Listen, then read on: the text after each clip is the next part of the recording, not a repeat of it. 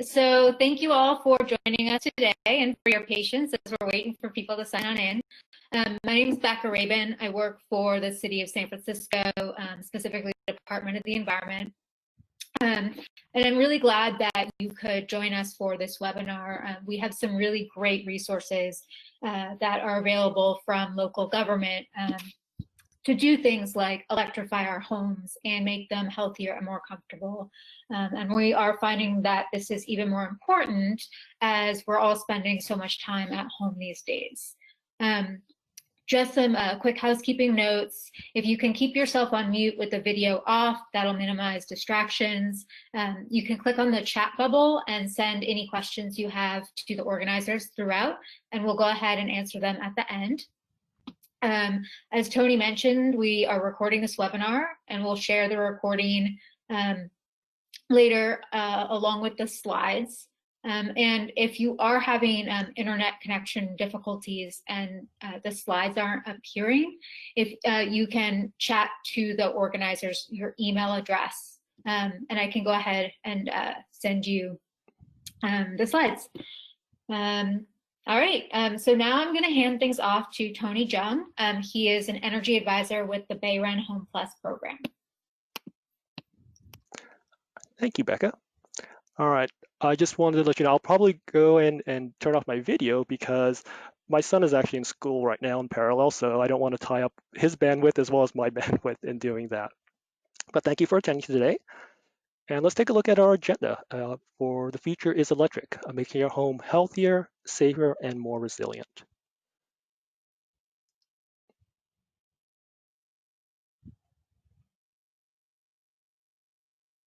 All right. So for today's agenda, we'll talk a little about, who is Bayren? What is Bayren? What's been changing? And then we'll talk about Clean Power SF, the benefits of electrification. We'll talk about our contractors and helping you get started for this. We actually have a contractor here today, David Hamburger from Building Efficiency. He'll talk to us about some homeowners that he's actually converted for electrification. I think that would be a great part for you to understand what it takes to electrify your home for that. So Bayren, that stands for the Bay Area Regional Energy Network.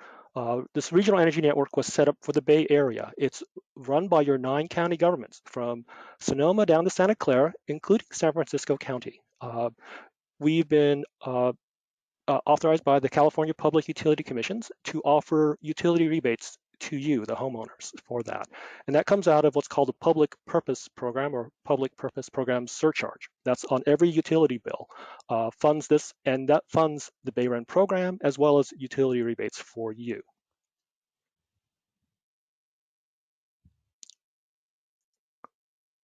What's changed? Oops, jumped ahead too far there. The clean energy mandates, like this is a picture of Governor Brown back in 2016 that signed SB 100 that targets California's goal to be 100% renewable energy by 2045. So there are a lot of mandates that are pushing us to say that we need to be greener. We need to reduce our carbon footprint, carbon generation sources. So there are energy mandates. And with that, is the rise of renewable energy. So more solar is becoming an increasing part of the energy grid. And with that greener energy, we have choices now. And Clean Power SF is now giving you choices to actually choose a much greener path for energy. What's Clean Power SF? Clean Power SF is what we call a community choice aggregator, or CCA. They might call them CCEs as well, but community choice aggregators help save energy costs by purchasing power for you. So Clean Power SF is a program by the City and County of San Francisco and purchases energy for you and uses a greener source for that. So this just gives the concept of what it is that Clean Power SF buys cleaner energy, solar, wind, carbon neutral hydro for that, and provides a cleaner energy source for you. PG&E still delivers the energy to your home, But the end result is that you have a greener home and businesses. All that you have is now greener energy that you use in your home, and that's provided by Clean Power SF for that. Clean Power SF was, jumped ahead too far, was created in 2016. It has over 3,800 accounts, 90%, 96% retention staying with Clean Power SF, and saved over $11 million in ratepayer savings. Because buying this energy, any profit from buying the energy at a cleaner, greener way actually is put back into the community. It's allowing us to do incentives as well as helping in this time of COVID-19. Clean Power SF, because of their money, it's not going to investors. It's going back to the local community. They're investing in renewable resources, renewable energy, as well as helping, especially those in this current COVID-19 pandemic. They're offering residential credits back to help lower your energy bill to get through this time of crisis. So these are things that your local energy provider, Clean Power SF, is doing for you. And among those choices is actually the ability to go 100% renewable. They have a program called Super Green. So cleanpowersf.org/supergreen, or give them a call. You have the ability to go completely green with this. So what's some of these changes? What does that mean for you? The one thing to know is that your electrical energy that you're getting today is greener coming through Clean Power SF. You actually have a choice now. You can go to completely renewable green energy through Clean Power SF. And that what this means is that our carbon footprint, the carbon that you generate in your home, your electrical energy is green now. The biggest carbon source in your home would be your gas appliances. So reducing your gas appliances, if you have that today, or replacing them with electric options for your gas appliances.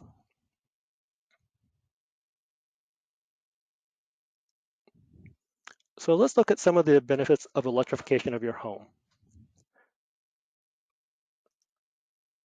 One of the biggest things about home and a healthier home is that indoor air quality. As we learned from the recent wildfires, uh, the air can sometimes get really bad, but on a typical good day, so more like a sunnier day today, the indoor air quality of homes are actually from an EPA study back in the late 1980s, showed that indoor air quality is 2 to 5 times worse than your typical outdoor air quality. And from that, where do we spend most of our time? We spend 9% of our time is indoors. It's either at home, work, or in school. Right now, it's all in the home. But that's where we spend our time. And knowing that the indoor air quality can be worse than typical outside air, that's something we need to be aware of. And our children, because they're younger, they have smaller bodies, less developed lungs, they're more susceptible to poor indoor air quality. And looking at indoor air quality sort of as a general, these are just two major things. There's a whole lot more we can talk about indoor air quality, but for today we're focused on electrification. Your home envelope. So these are the walls, the ceilings, uh, can be sources of poor indoor air quality. So improvements that you do can make your home improve air quality, but also keep you comfortable year round. And that also reduces your energy usage. And then combustion appliances. That is a source of indoor air pollutants. It comes from either a water heater, a gas cooktop or oven, or even old furnaces from that. So let's look at improving your home envelope. Air sealing is one of those important parts of improving your envelope, because where do we lose energy in our homes? It's through air leaks. So from high leaks, if you have recessed lights, leak into an attic. If you have a crawl space, a basement, or a garage underneath your home, the poor air quality will seep into your home from the low spaces when warm air leaks out to the top. So that's where poor air quality comes into your home. So that's sort of poor indoor air quality and loss of heat during the wintertime for that. So air sealing, those leakages is an important part of improving the indoor air quality and lowering the energy usage of your home. Most old homes have a lot of challenges with insulation. Sometimes it's just poorly installed, so it's just not doing a good job. Very old homes, which is a lot of San Francisco's houses, may not even have insulation in the attic. Ideally, you want uniform insulation across the attic and the walls if possible. That will help minimize energy loss for that. For those that have centrally ducted heating systems, the average California home leaks 30% of the air coming through the duct system because of old ducts, holes in the ducts, air leakages on the duct. So this is actually an insulation wrap around a duct joint, and this black mark, it's a filter. It's either pulling dirty air in or you're losing air through your heating system. So that's an energy loss, and so that increases your energy bills. The solution is to properly seal your ducts if you have a duct system.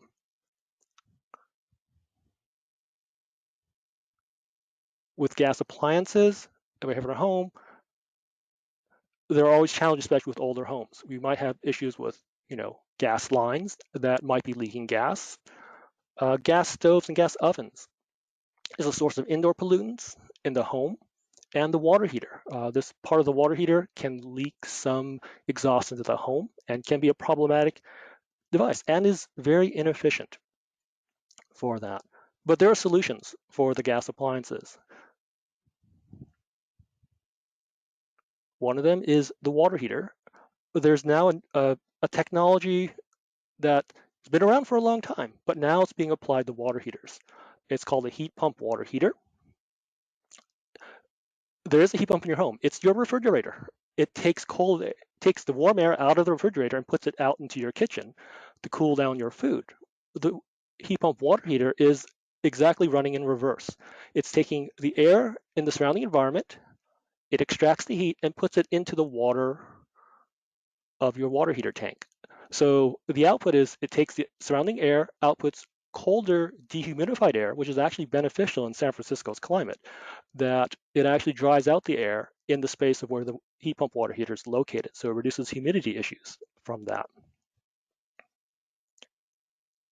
And with heat pump water heaters, there's actually rebates available now for switching away from gas water heaters, which we know are less efficient. It's one of the least efficient appliances in the home. It's on average about 55% efficient. Heat pump water heaters is far more efficient than a gas water heater now.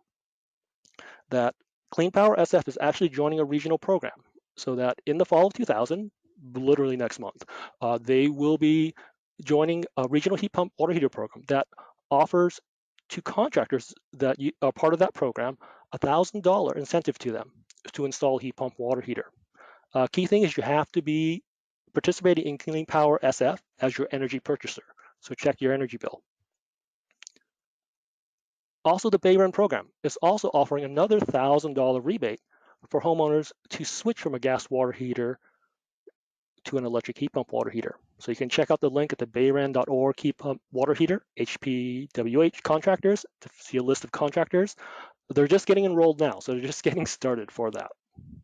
But here's an example of incentives available for an entire project. Heat pump water heaters, $1,000.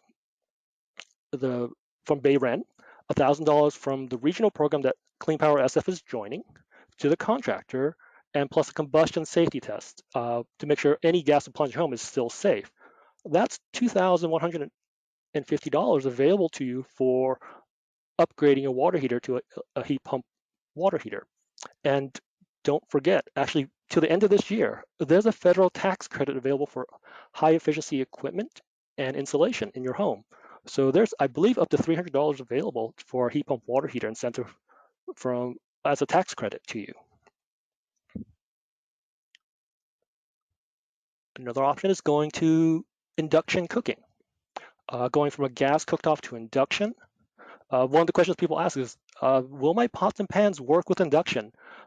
A lot of newer pots and pans actually have a label on the bottom. It's usually stamped. It will say, fire, electrical, or gas, electrical, and induction compatible. You have an older pot and pan, there's a very simple test. You get a kitchen magnet off your refrigerator. You put it on the bottom of the pan. if it sticks to the bottom of the pan, there's an iron core or ferrous core. So that will work with an induction cooktop.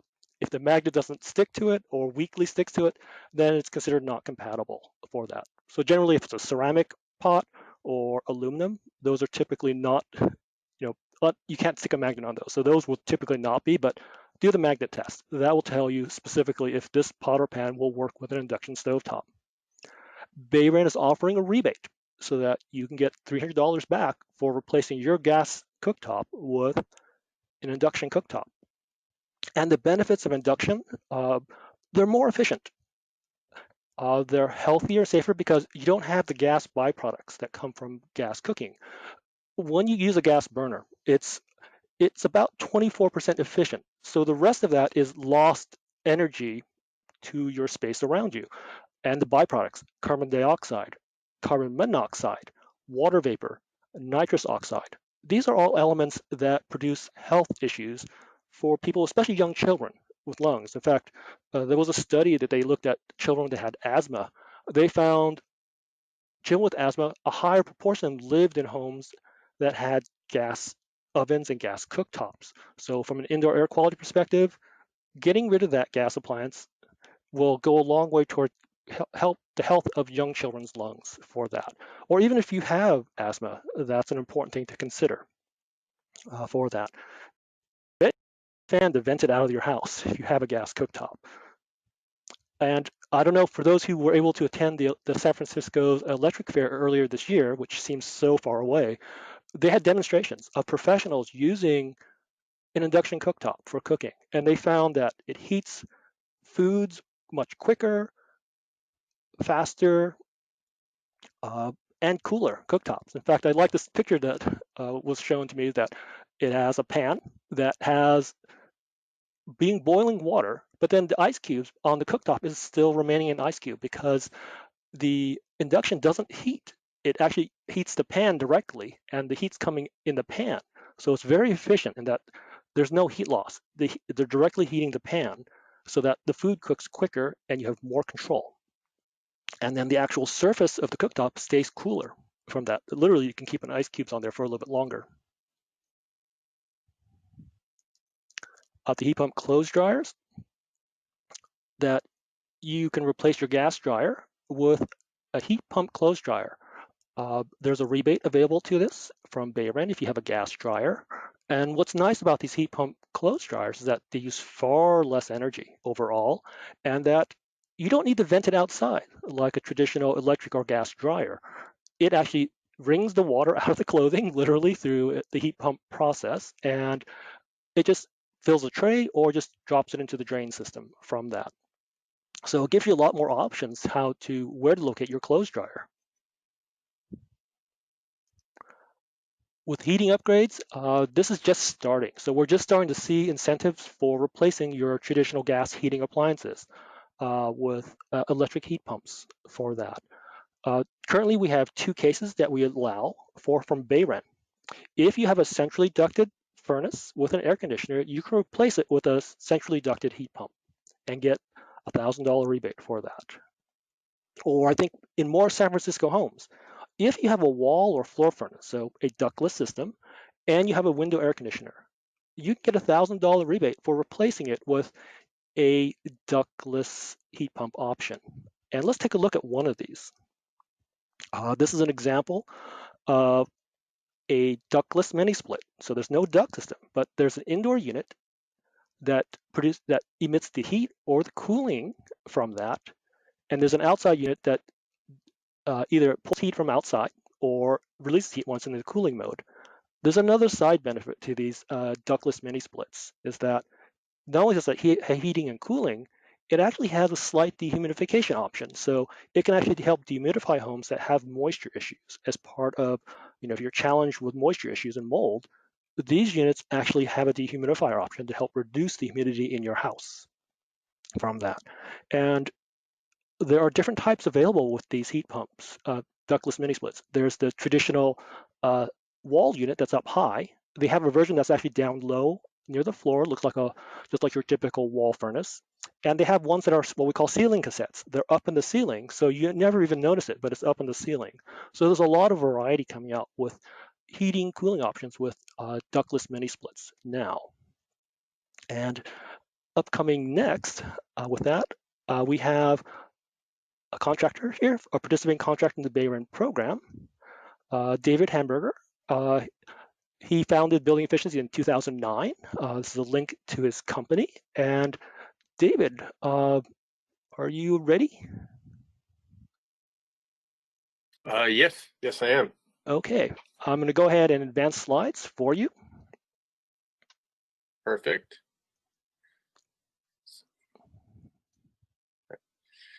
So yeah, I'm David Hamburger, founder of Building Efficiency, out here in San Francisco and out in the Sunset area. We've been here for about 11 years and had some great opportunities to work with homeowners in San Francisco and the rest of the Bay Area doing energy upgrades. And recently, probably the last 6 years, we've been doing a lot of electrification. And I'm going to walk you through a couple projects here today in San Francisco. So I'm going to take my camera off and keep going. So yeah, most of the homes that we see here in San Francisco are built between 1900s and 1950s. Next slide. And so what we see is like a typical Victorian. This is like a 1900s home. Next, it's like this is a 1920s, and there was another big boom as well in the 1950s. Next slide. And all of these homes have in common is that they were built before 1974. So that means that there was no energy code. So there was no regulation about anything involving energy insulation. So what we have are consistent issues with outdated heating and cooling systems and a lot of comfort issues from lack of insulation. So across the board, from the 1900s to the 1920s to the 1950s homes, they all have similar issues. And so, which is also great because there's lots of opportunity to improve them as well. Next slide. So here is a case study. This is a single family home in the Potrero neighborhood. Built in 1909, it's about 2,000 square feet, 3-bedroom, 2-bath. This homeowner here called us initially interested in just insulation, thought it would help with some of the comfort issues that they were having there. So we were able to insulate the attic and the floor. The walls weren't in, not all, some of the early 1900s homes, we have a hard time putting wall insulation in, so we did not do that. But we did do the attic and we did do the floors, and that really helped out. When I met with this homeowner, he said, I asked him about his old heating system, and he said that, another contractor told him that he couldn't install a furnace, and he didn't have a lot of, all he had was an old floor heater, as you can see in that little picture there. And so I started telling him about heat pump options, and that, and that they do heating and cooling, and that there are several varieties of different systems that we could install for him in his home. And so we ended up he actually was really excited about that, didn't know that was a possibility, and we ended up doing a variety of heat pumps for him so he could have heating and cooling. And he was also interested in having, doing a greener approach as well with, electrifying his home. That was definitely very exciting. Next slide. And so, yep, here's the homeowner here, Javier. We ended up doing 2 mini split systems. So downstairs, we replaced the floor heater with, actually not that one, Tony, that's the upstairs one. But the downstairs system where he has his nest, we were able to hook a nest up to it, was a ducted system. Sorry, I don't have any pictures, but it's basically just, we installed, traditional floor vents, forced air, and it sits in his crawl space. and he's able to have forced air on his first level, heating and cooling, and heating was very important to him on the first floor. And then upstairs, we did, as Tony was earlier, that's a floor-mounted ductless mini split, and so he liked the look of those ones.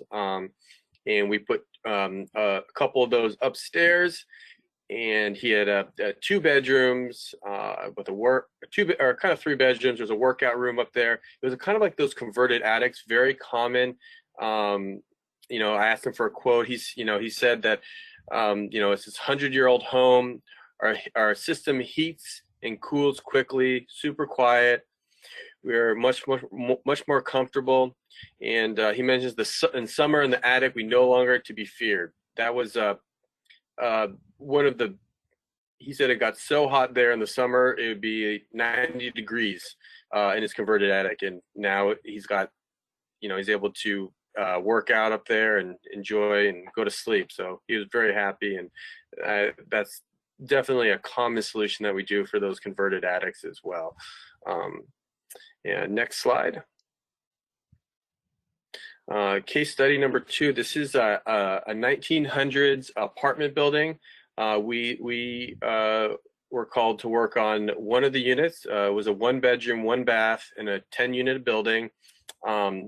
He had a wall heater, and he was actually interested in electrifying his unit, getting an induction stovetop as well. So we did a combination over there. We did a new heat pump system for him, attic insulation, and induction as well. So, and then next slide. And so this is his unit here. As you can see in the upper right-hand corner, that's a high wall unit where we replaced his old wall heater. So it was really nice. It has a nice profile, nice price point as well for a smaller unit like this. And he was able to electrify his whole unit. He said, in a quote, asked for a quote, he said, "The overall utility bill remains about the same while I no longer burning gas for heat, and coupled with my new induction cooktop makes me carbon free at home." And so that was a great project. I was very happy with it. We got you can see the unit, this is what the outdoor unit looks like. We mounted it on the roof, so it can be serviced as well down the line. So that's an example of an apartment building. Going next slide. So this is for another homeowner that we worked for in a single family house out yet again out in the Potrero area. This home was built in 1927.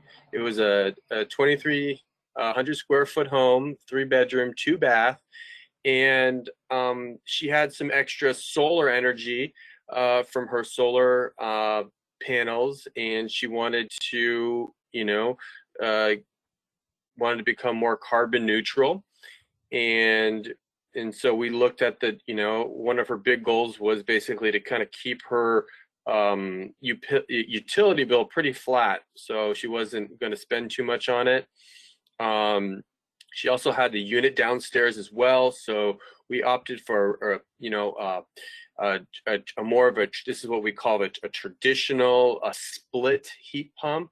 There's a picture with her, Robin, with her outdoor heat pump. She loves it. And this is her indoor unit there. So it looks really like it kind of just slides in where your old furnace was located. And we also have a nice filter on there as well. That's a MERV 13. So during these past fires, she was able to keep her windows closed and just running in a fan only. We talked about a little bit over the phone. You're going to set it to fan, just run constantly, and that will help reduce the particulate matter in the air. Somewhere it's not as good as a HEPA filter, but it's pretty darn good. We were doing some tests during the fires, and it would bring you from, if your house was in the red, if you had an indoor air quality monitor and you were, say, in the red zone where it's unhealthy, wear a mask in your house, just running the fan, we get you down to a moderate level. so it is healthy, but it's still in the yellow with the MERV 13. And then you know, to get down to that green, you really still want to have like one of those standalone units with a HEPA filter. And there are some other MERV 16 filters too that you can add. But overall, she was really happy with her air quality during the last fire. And here's a picture of her utility bill. We installed her unit kind of on about halfway through the year, and you can see that, you know, her bill wasn't too affected by the heat pump.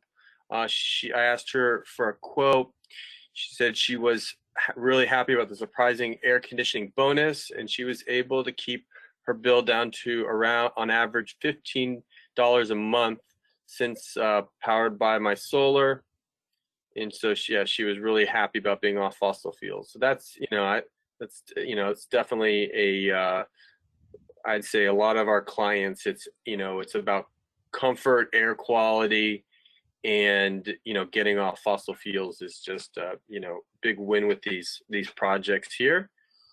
And we also did attic insulation as well.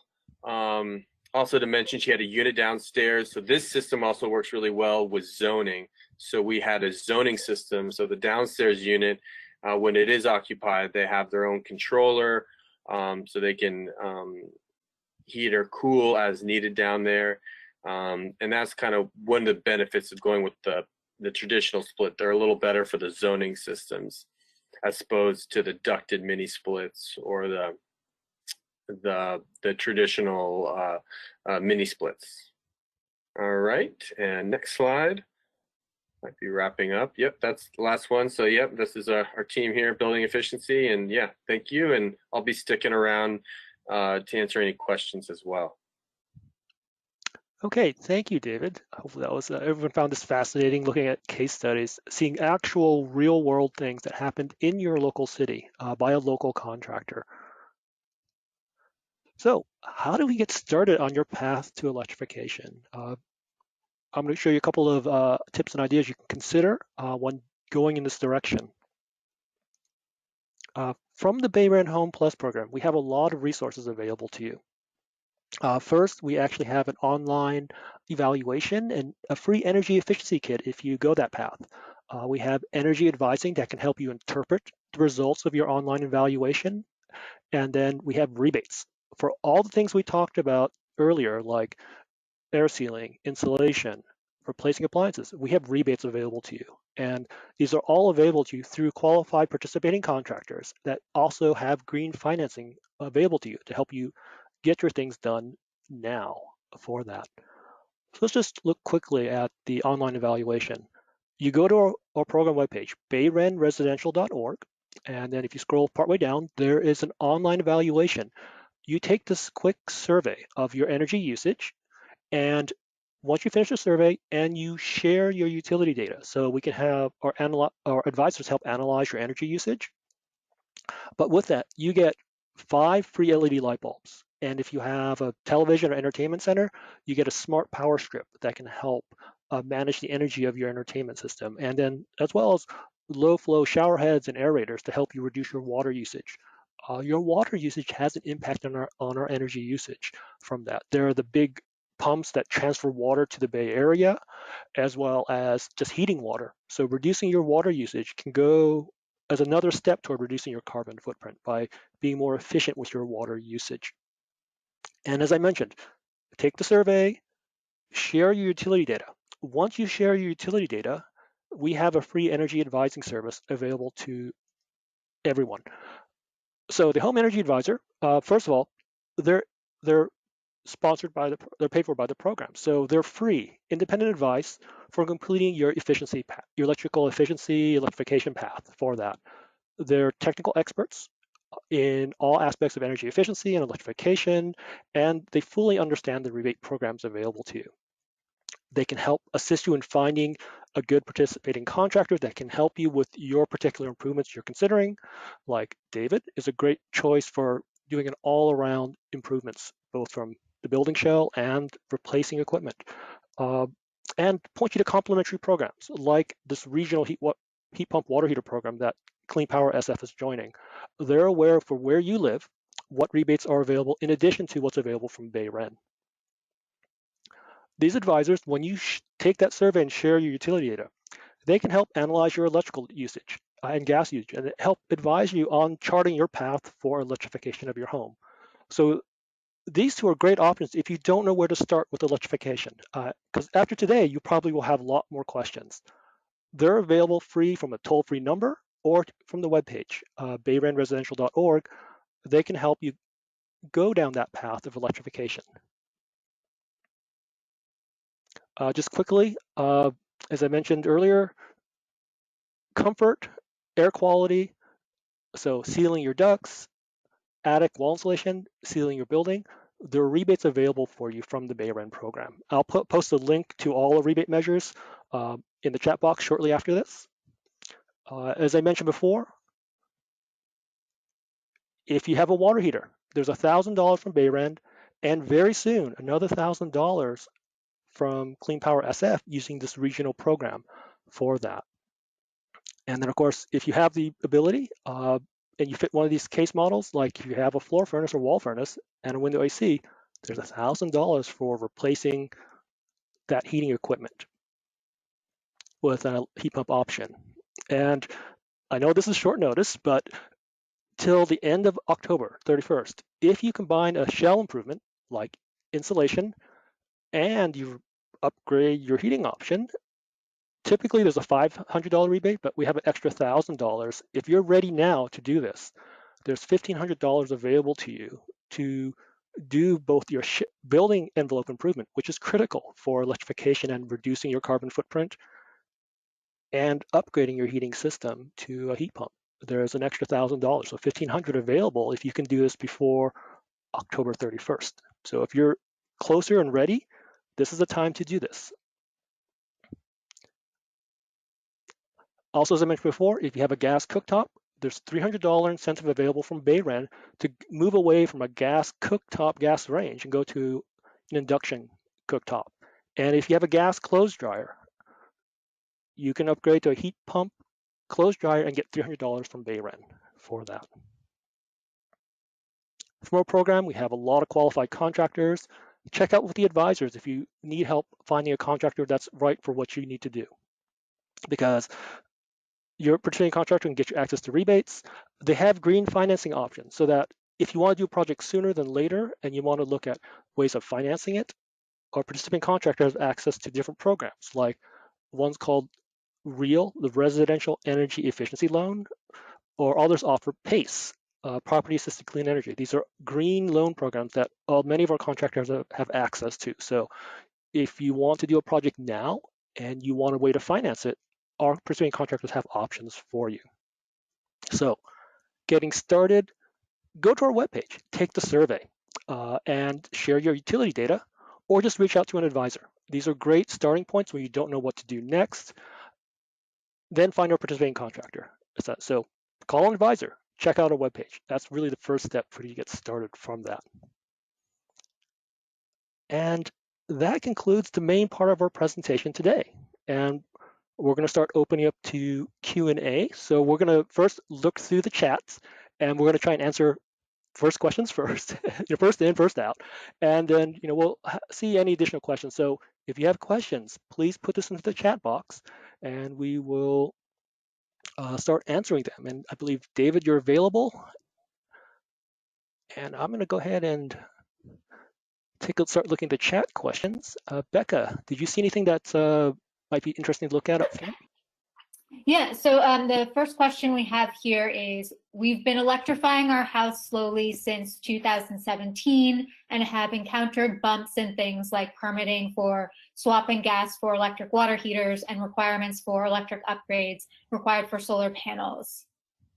Is there any effort underway to make permitting and inspections aimed at electrification easier to understand or obtain?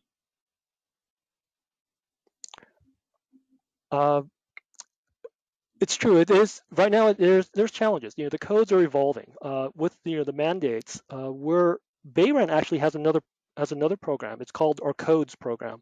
We are working with all the local cities in the Bay Area to improve their green building codes so that the path to electrification, whether it's replacing a gas with an electric appliance, a furnace, or replacing a traditional gas water heater, we are making improvements in that. We are working with cities. We're helping them see the bigger picture in our effort to reduce greenhouse gases in California. So sometimes things are a little slower, but we do have a group that is specifically reaching out to help cities develop their codes and modernize, how to take a look at the big picture for that and still, address the safety. David, I don't know if you have any other Yeah, input from a contractor's perspective. yeah, I would like to follow up in specifically electrification projects. I think to have a smooth electrification upgrade to your house, um, to having a good roadmap plan to where you are and where you want to go is very important. So to make the process smoother. So typically, I was actually at a project. We're doing an electrification project today, and we started working with a while back with our electrician. Seeing, okay, what's the maximum we can get out of this panel without upgrading it. We did have to upgrade the panel some. And we've been, over the past year, slowly upgrading their home with solar, heat pump heating and cooling systems.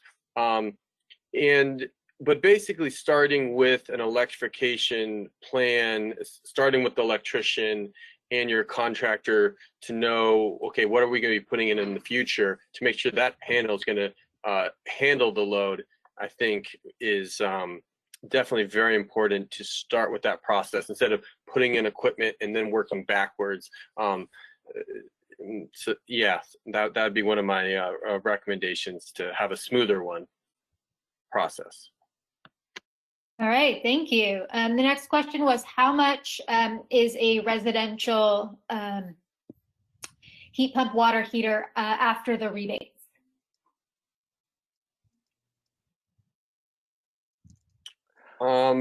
Yeah, this is David again, the contractor. We typically install like a 50 gallon for around 4,900. So after rebates, that minus 2 off of that, so around 3,000 or so would get you a heat pump water heater. All right. And then the next question we have is, for an induction cooktop, one vendor suggested that we could use a simple heat spreading plate to allow our non-ferrous existing pots and pans to still work. Have you had any experience with this? It seems like it would decrease efficiency.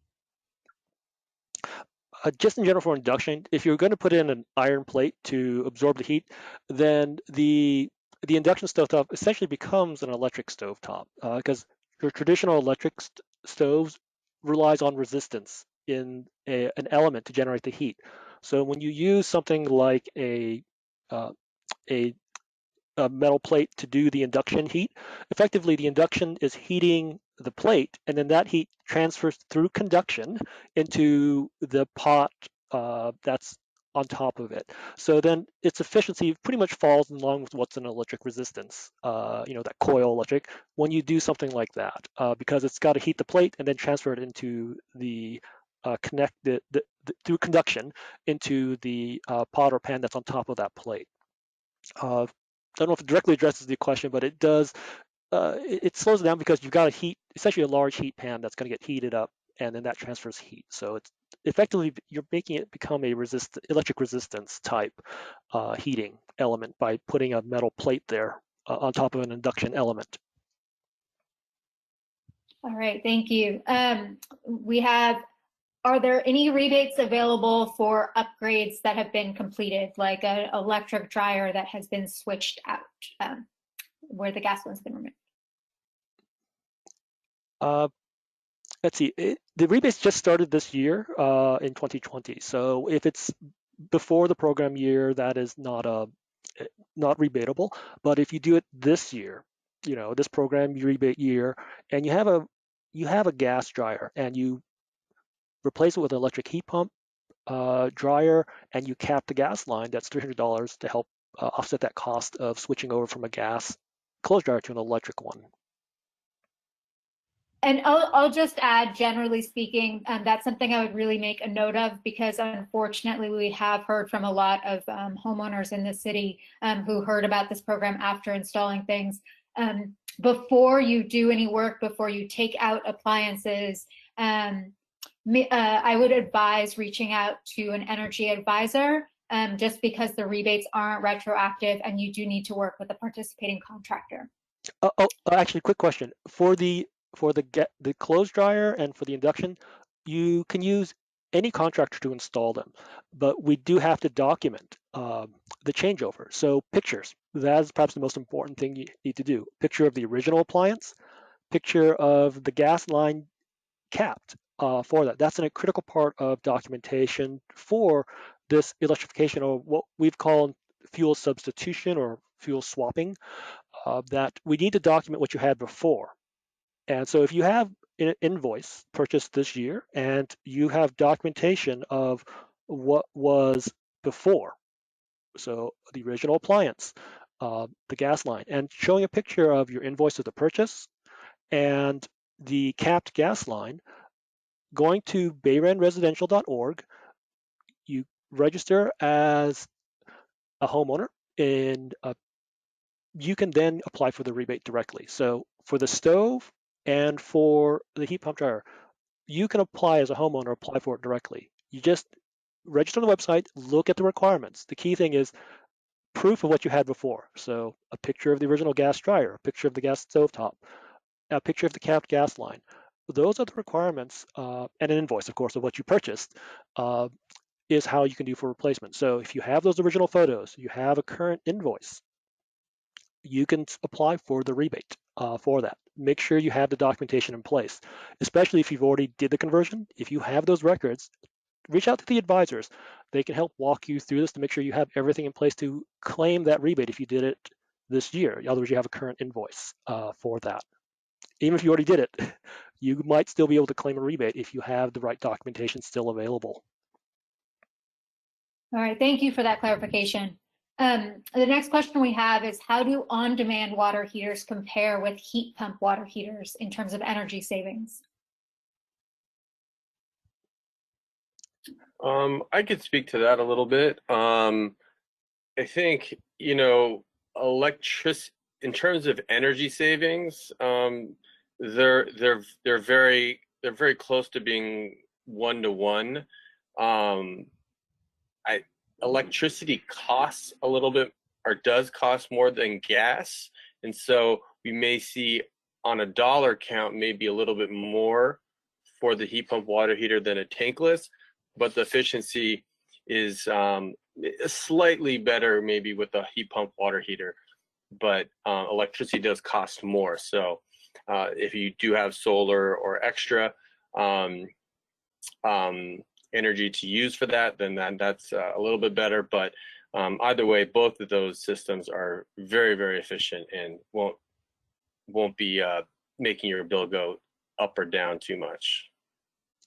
Yeah, and one other thing to consider is the electric that you're getting from Clean Power SF is greener, greener than combusting natural gas. So it is going with solar, or choosing like the super green option, means that the carbon footprint from heating water is effectively reduced to zero when you electrify your water source. So that's sort of another trade-off that savings-wise, pretty close, but there's an added benefit of carbon reduction or carbon elimination when you look at a heat pump water heater.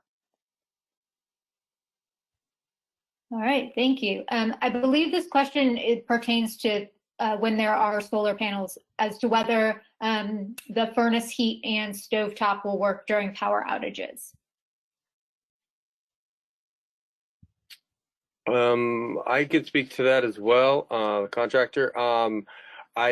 You need to have a battery backup for it to work that way. So I think San Francisco is lucky that during any of those major outages, I don't remember that San Francisco actually had the power shut down. So I don't think that'd be a major issue here, but yeah, if you did live up in the fire areas, maybe more of a concern. All right. And then the next question we have here is, can an outdoor heat pump unit be wall mounted outside, or do you need to be on the ground floor or have a flat roof to install? If you could see in one of the slides, we actually did mount it to the side of the wall of the house. They can be mounted on the roof. They can be ground level. Most importantly, they need to be 3 feet from the property line for San Francisco permitting process. But besides that, they can be almost anywhere. Just maintain service is the main thing, and getting it up there. So if it's like some people call me up and they might have like a 3-4 story Victoria in there. Oh, can you put this heat pump on top? I'm like, it might be hard to get up there, but you can use cranes too. We have done that before in the past, so anything's possible. Oh, one thing I want to mention about, when they talk about power outages, resiliency of your home. The nice thing about moving away from gas is that, one of the biggest issues, in the 1906 earthquake in San Francisco, fire caused the greatest amount of damage. And so having natural gas in your home is a fire risk source in an earthquake. What happened in the Marina District during the earthquake is that when buildings shifted or collapsed, you had water heaters that had an open pilot flame that caught fire with a gas line next to it. By electrifying your home, you're removing that risk of natural gas because we live in earthquake country for that. So that helps the resiliency of your home. And here's another plus, that if you go electrification, you actually now have options that with a battery and solar, you potentially can keep running limited options, but keep it running during that time. Or if you have a generator, you can use a generator to run some of those electric appliances in an emergency situation for short durations. So with electrification, it gives you a lot more flexibility and options to make your home more resilient during a wider disaster like an earthquake. And also a quick shout out to the NERT program, Neighborhood Emergency Response Teams in San Francisco. If you're not part of it, look that up. Join the NERT program. Make your home prepared for disasters. And electrification is one step in going that direction to make your house more resilient in any natural disaster for that. All right, jumping back off that. All right. The next question is, are there any rebates for replacing electric resistance baseboard heaters? Yes, if you have an all electric resistance baseboard heater, one of the options, if you replace your entire electrical heating load, you can replace it with a ductless mini split heat pump. That is available path from Bayren. So if you have electric resistance heating in your home, if you replace all of them with a ductless mini split through our participating contractor, there's a $1,000 rebate available to you for that. All right. And then a question, do you advise on solar panels as well? And this is a question coming from a 3-unit building in San Francisco. Oh, for the advisors, we do have some that are knowledgeable in solar. It gets harder when you get to very specific city challenges, but don't forget, there's actually Go Solar SF. That is an incentive program for all San Francisco residents for that. So check out Go Solar SF. That's a program available through your San Francisco for incentivizing solar conversion for that. I'll also mention there's something called Sun Shares that is available throughout the Bay Area, and we'll include these resources in a follow-up email to everyone who registered so that you'll have the links. But the Sun Shares program goes through November, and it's a group purchasing program that allows for discounts on solar. So that would be another resource there. And then the next question was, on the website, do you have a list of the green loans available? Actually, I think our advisors can actually tell you about all the green funds that are available in your area for that. Mainly because the loan programs vary with your particular city. Specifically, I'm referring to the PACE program. The PACE is very specific to the city areas, so that you do have to find out which PACE vendor has been approved for your city for that. Off the top of my head, I can't think of San Francisco off the top of my head, but definitely our advisors can verify which PACE loan provider is authorized for San Francisco. The residential energy efficiency loan, that's pretty much is available anywhere, so long as they have a contractor that's participating in the real program for that. All right. Well, I'm realizing that we are now out of time. But if you've put in your full name, we should be able to follow up with any questions that we did not get to. And thank you all for attending this webinar. And again, encourage you to reach out to the advisors or a contractor with the Home Plus program if you have further questions.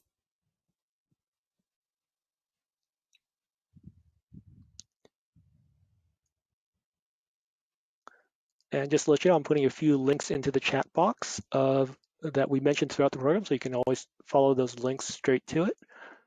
There's to the heat pump water heater regional program, as well as to the Super Green program from Clean Power SF. So thank you everyone for attending. I'm going to close this meeting session in a few moments for that.